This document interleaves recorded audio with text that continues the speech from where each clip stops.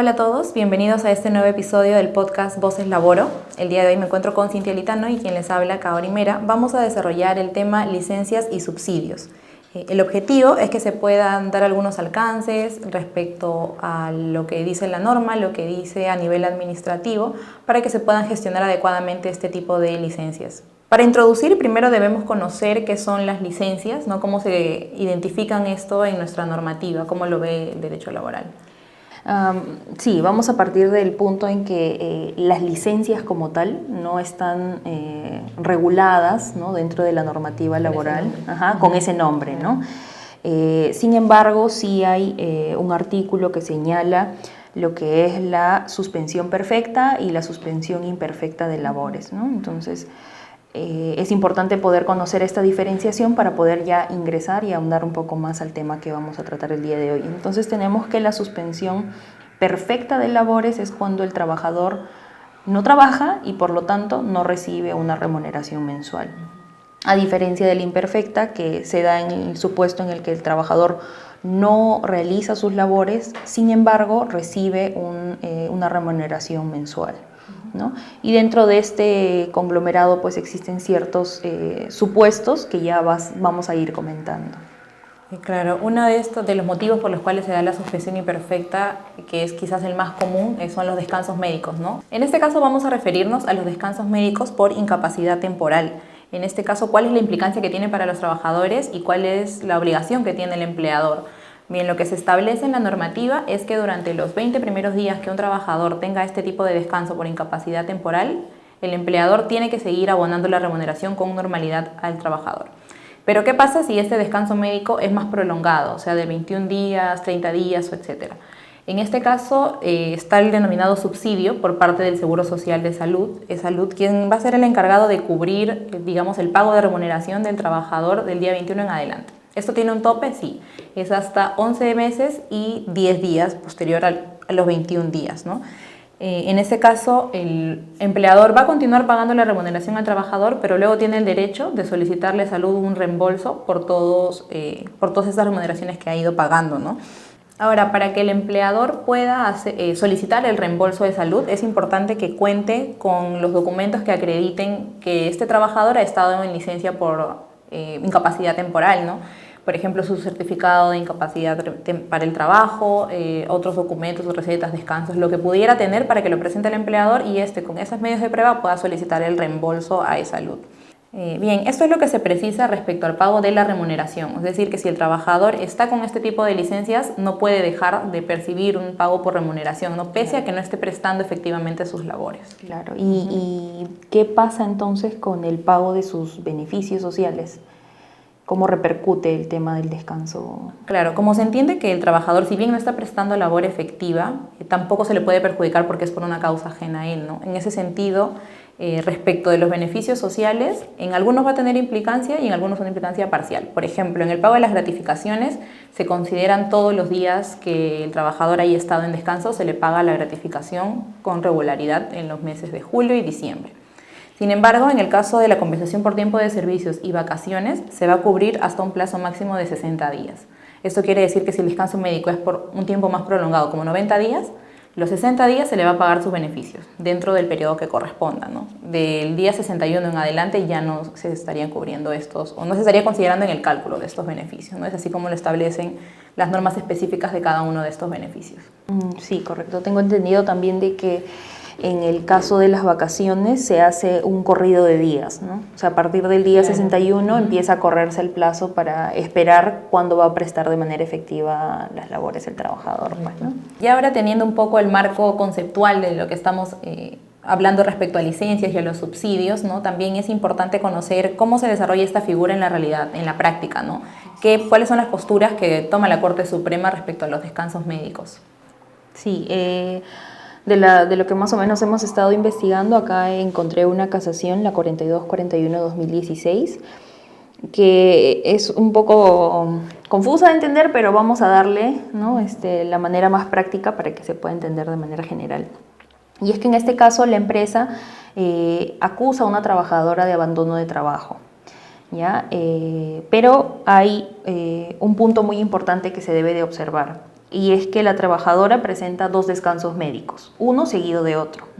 Y lo que hace la empresa al recibir el primer descanso médico es decirle, no lo puedes tomar ahora porque existen temas laborales que sí o sí debes de cubrir, entonces traslada este periodo a uno siguiente que yo por disposición independiente te voy a indicar. Sucede que este segundo periodo que la empresa le indica que debe de cubrir el descanso médico coincide y se sobrepone con un segundo descanso médico que tiene la trabajadora. Lo que la trabajadora hace es cumplir con sus obligaciones dentro de los días que ha ido a trabajar, no deja de ir a trabajar, asume los descansos médicos en una nueva fecha que le indica el empleador, y respecto de su segundo descanso médico que había sido sobrepuesto, la trabajadora dice, bueno, los continúo culminando este periodo. Entonces la trabajadora no asiste un día, no asiste 2, no asiste 3, no asiste 4, y lo que hace el empleador es decir abandono de trabajo, ¿no? Y en este caso Suprema ha sido bastante precisa señalando que uno, el empleador no puede, ¿no? Por un derecho de la trabajadora a su seguridad de salud y todo lo demás, no puede trasladar los descansos médicos a cualquier fecha que a este le corresponda o que este quiera, y encima después decir, yo no sabía o yo no lo puedo tomar de esta manera, ¿no? Y sancionarla, ¿no? Sancionarla con el despido, ¿no? Y que entonces, si la empresa decide trasladar y posponer su descanso médico, pues es lógico que la trabajadora haya suspendido su segundo descanso médico y lo haya tomado de manera posterior, ¿no? Es algo lógico. Y lo que pasa acá, por ejemplo, es que la reponen a la trabajadora a su puesto de trabajo. Entonces, me parece que es muy importante que se tenga esto en cuenta, ¿no? No se puede suspender el descanso médico y tampoco, y en caso se haga, ¿no? Ya con el error de haber hecho algo así, no puedes pues, sobreponerlo sobre otro descanso médico y después no querer asumir la responsabilidad de la continuidad, ¿no? Sí, también habíamos visto en otro caso, respecto a la casación laboral 3039-2018 de Ancash, en la cual un trabajador también demandaba por el tema de reposición porque lo habían despedido, según él decía, de manera fraudulenta. ¿Qué había ocurrido en este caso? Este trabajador había solicitado un permiso, había presentado un descanso médico por un tiempo de 30 días con un diagnóstico de neuralgia y ciática. Pero ¿qué sucede? Que el trabajador es captado en 2 ocasiones distintas dentro de ese periodo de 30 días en fiestas, ¿no? Bailando, bebiendo bebidas alcohólicas. Evidentemente no estaba cuidando su salud. Es por eso que lo que alega la empresa al tomar conocimiento de estas actitudes es que 1, el descanso médico era falsificado, y 2, el quebrantamiento de la buena fe laboral porque el trabajador no estaba cuidando su salud dentro del descanso médico otorgado, ¿no? En este caso, lo que dice Suprema es que no se puede probar el tema de que el certificado médico sea falso o no. Sin embargo, sí hay un abuso de confianza por parte del trabajador, pues se le otorga un descanso médico con la finalidad de que descanse debido a su diagnóstico, y el trabajador no cumple con ello, ¿no? Es por eso que se desestima acá la demanda y no se le otorga ninguna reposición, porque es evidente que el trabajador sí ha incurrido en una falta contra el empleador, ¿no? Entonces, de acá podemos sacar la importancia de que un descanso médico es un descanso médico, ¿no? Tampoco es que un trabajador pueda utilizar eso como una excusa y tomarse los días para no trabajar, sin embargo hacer otras actividades que ponen en riesgo su salud, porque está faltando a su deber con el empleador. Son casos importantes y recientes, ¿no?, que se desarrollan por la Corte Suprema. Sí, por un lado vemos cómo Suprema sanciona el abuso del empleador respecto de una trabajadora, ¿no? Y decide reponerla, y en otro vemos el caso donde sanciona al trabajador por el abuso que genera, ¿no?, de este descanso médico. Entonces es muy importante que las empresas pues, puedan tomar esto en cuenta, ¿no? Otro punto que también es importante, ya terminando un poco la etapa de lo que es descansos médicos por incapacidad temporal. Otra de las licencias que es muy conocida y debe de ser bastante tomado en cuenta es el descanso o la licencia por maternidad, ¿no? Y esta licencia por maternidad tiene un periodo, ¿no? Y este periodo es de 98 días. Lo que señala la norma es que debe de tomarse 49 días antes del parto y 49 días a posterior. Sin embargo, queda a criterio del trabajador poder gozarlos así, de esta manera, conforme lo señala la norma, o suspenderlos y dejarlos a posterior el parto, ¿no? Y en caso de nacimientos múltiples, también la norma establece que este descanso postnatal se extiende hasta por un periodo de 30 días naturales. ¿Qué pasa entonces cuando se agota este periodo, ¿no? En el caso de los 98 días en un parto con un solo hijo y en el caso de múltiples más los 30 días. Bueno, la trabajadora tiene el derecho de poder hacer uso de sus vacaciones, ¿no? Pero para esto debe de solicitarlo por lo menos con 15 días de anticipación, ¿no? Y respecto del subsidio, pues tiene derecho al pago por estos 98 días y en caso corresponda los 30 días adicionales, ¿no? Y este pago, como ya lo habías mencionado también en los casos de incapacidad temporal, los tiene que realizar el empleador, ¿no? Pero este monto puede ser cobrado de manera posterior a esa luto. Manera de reembolso. A manera de reembolso, así es. Bien, y mencionas que esta trabajadora gestante puede recibir este subsidio. Sin embargo, ¿hay alguna condición que tenga que cumplir, algún requisito que se supervise para que pueda tener derecho al subsidio por parte de salud? Sí, en la ley 26790 se establecen dos condiciones específicas y una de ellas es que la trabajadora al momento de la concepción esté trabajando. Y la segunda es que a la fecha del parto tenga 3 meses de aportación consecutiva o 4 aportaciones en un periodo de 6 meses. Esto es referente a lo que implicaría para que la trabajadora se le pueda pagar de manera mensual su remuneración derivada del subsidio. Respecto del descanso pre y postnatal, lo único que la trabajadora requiere es estar en planilla como trabajadora, es todo, ¿no? Entonces, aquí existe una diferencia entre el derecho al descanso y el derecho al pago, ¿no? Recordemos que el descanso siempre se da y el pago solo se da si ha cumplido con los dos requisitos que te había mencionado de manera primaria. Ahora, si bien existe esta licencia por maternidad, muchos a veces se preguntan, ¿no? Y también existe una licencia por paternidad y sí existe este tipo de licencias, ¿no? Se da en los casos en que la cónyuge o la conviviente del trabajador tenga un hijo, ¿no? Este tipo de licencias es remunerada y tiene un plazo de 10 días calendarios en los casos de que sea parto natural o cesárea. Existen algunos casos especiales en los cuales esta licencia puede prolongarse un poco más.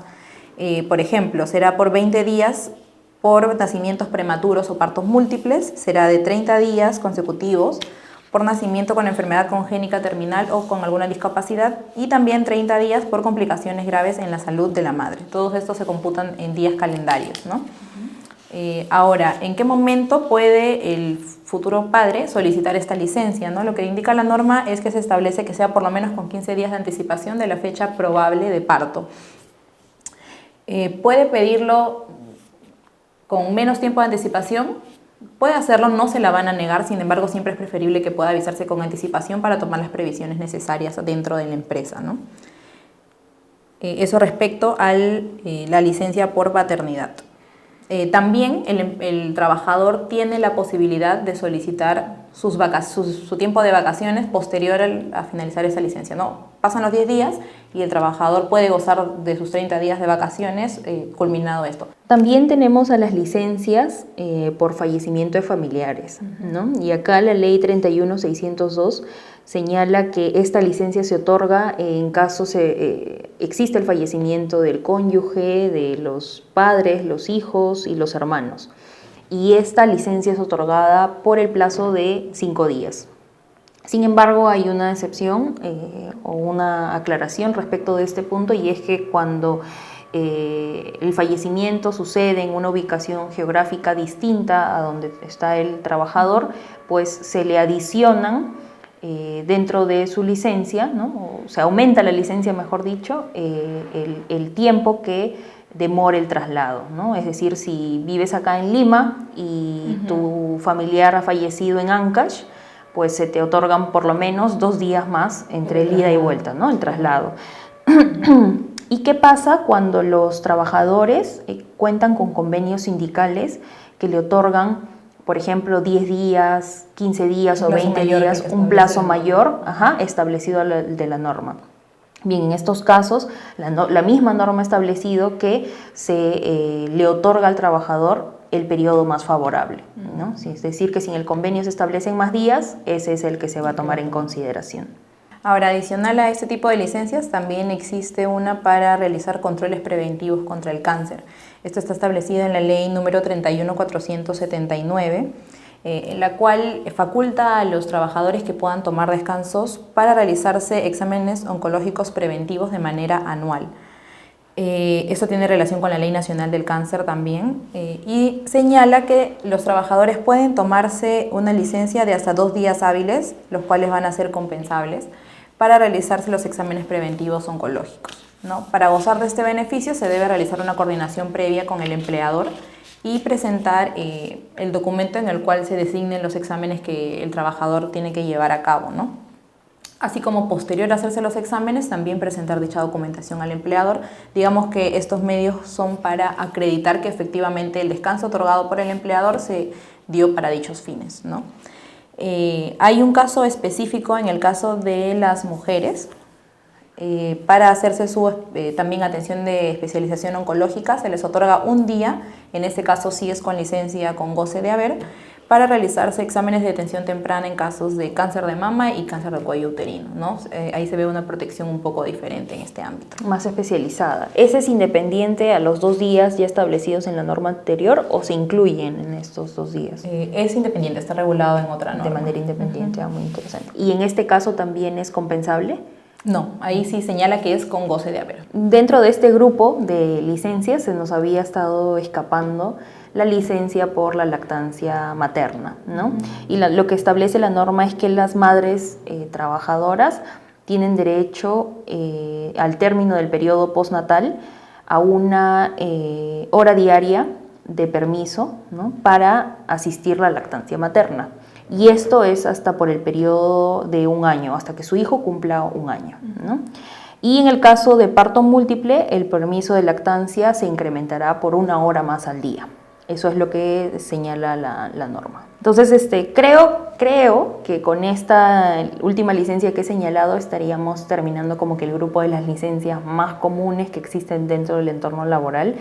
Pero ¿qué otras licencias pueden existir, ¿no? Ya sea compensable o no compensable, ¿no? No sé si puedas detallarnos alguna adicional. Sí, por ejemplo, una que me llama también bastante la atención es en el tema de la donación de sangre, ¿no? ¿Se otorga algún tipo de licencia para donar sangre? Sí, esto está regulado en la ley 27.282, en la cual dice que el trabajador puede solicitar el permiso a su empleador para asistir a donar sangre. Esto va a ser por la cantidad de horas que le demande al trabajador hacer este trámite, ¿no? Que esas horas sean dentro del horario laboral, claro está. En este caso, el trabajador va a tener que presentar al empleador la constancia de que efectivamente estuvo donando sangre y pues es una licencia con goce, vamos a decirlo así, aunque solo es por unas horas, ¿no? No es que vas a ausentarse todo un día o algún periodo adicional. Sin embargo, sí se le da este permiso a los trabajadores. Entonces, no es compensable, no es que después el trabajador tenga que compensar esas horas. No es compensable. Es otorgado simplemente como un permiso. Otra licencia es también por el tema de violencia familiar, ¿no? Esto está establecido en la ley 30364, la cual busca prevenir, sancionar y erradicar la violencia en contra de las mujeres y los integrantes del grupo familiar. En este caso tiene una protección los trabajadores que se presente esta situación respecto a no sufrir un despido por causas relacionadas con actos de violencia. Puede solicitar también un cambio en el lugar de trabajo sin menoscabar las condiciones ya adquiridas. Tiene derecho también a que se le justifiquen inasistencias o posibles tardanzas por encontrarse en una situación en la cual él se vea vulnerado. Y a la suspensión de la relación laboral en los casos que se defina también que se encuentra en este tipo de situaciones, ¿no? Esto es hasta por un máximo de 5 meses consecutivos. En este caso sí sería una licencia sin goce de haber. La reincorporación al trabajo luego de estas licencias debe ser en las mismas condiciones que tenía antes de esta situación. No se puede, digamos, disminuir los derechos que el trabajador ya hubiera adquirido. Eso es lo que establece la norma. Otra licencia que no es muy común, pero que también es importante resaltar, es la establecida en la Ley 27409, que es la ley que otorga licencia laboral por adopción. Y esta norma lo que señala es que el trabajador debe peticionar este descanso, y este descanso es con goce de remuneraciones, y se debe de establecer hasta por un plazo máximo de 30 días naturales, que se cuentan a partir del día siguiente de expedida la resolución que le otorga al menor. También este trabajador va a tener un derecho a gozar de sus vacaciones, ¿no? También solicitándolos por tiempo anticipado, puede tomar su descanso vacacional previo acuerdo o comunicación al empleador, ¿no? También tiene ese derecho, al igual que en los casos de maternidad y de paternidad establecidos por norma. Otra licencia poco común es el tema de la asistencia médica y terapia de rehabilitación. Esto está regulado en la Ley 30.119, la cual establece el derecho que gozan los trabajadores para asistencia médica y terapia de rehabilitación en 3 casos. Uno de ellos es que tenga un hijo menor de edad con discapacidad.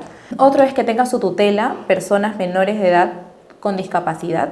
Y otro es que estén designados como apoyo de una persona mayor con discapacidad en condición de dependencia. En estos casos, la licencia es con goce de haber hasta por un plazo de 56 horas consecutivas o alternadas de manera anual. En el caso de que se requieran horas adicionales a las establecidas, las licencias se van a compensar con horas extra de labores, siempre previo acuerdo con el empleador. Sin embargo, existe una diferenciación de lo que es terapia, rehabilitación, respecto a poder solicitar una licencia en caso exista un familiar con enfermedad grave o terminal, o que haya también sufrido un accidente grave, ¿no? Y en este caso tenemos a la Ley 30.012, la cual establece que los trabajadores tienen derecho a gozar una licencia por tener un hijo, padre, madre, cónyuge o conviviente o persona bajo su tutela enfermo, diagnosticado con enfermedad grave o terminal, o que haya sufrido un accidente que haya puesto en riesgo su vida. Esta licencia es otorgada, ¿no?, según la normativa, por un plazo máximo de 7 días calendarios. Sin embargo, puede hacerse prorrogable hasta por un plazo no mayor de 30 días, pero estos 30 días son ocupados del descanso vacacional. ¿Qué pasa entonces cuando es indispensable que el trabajador siga asumiendo esta responsabilidad? Lo que señala la norma también es que por mutuo acuerdo entre el trabajador y el trabajador puede compensar estas horas no trabajadas con horas extras, ¿no? Y es algo que también se establece en la norma.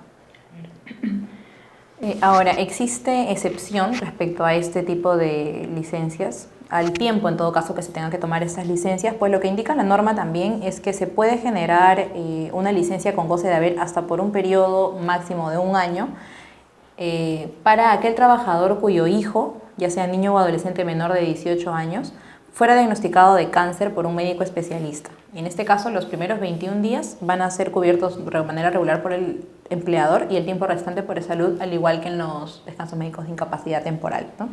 Este derecho lo va a ejercer el trabajador siempre y cuando haga un aviso a su empleador dentro de las 48 horas posteriores de enterarse de este diagnóstico, ¿no?, adjuntando el certificado médico correspondiente y el vínculo que tenga con este pariente que se encuentra con esta enfermedad, ¿no? Es importante recalcar que, al igual que lo hemos visto en otras licencias, siempre y cuando exista un convenio colectivo en el cual se le otorgue algo más favorable al trabajador, este trabajador va a poder hacer uso de este permiso especial en este caso, ¿no?, siempre y cuando le sea más favorable que lo indicado por la norma.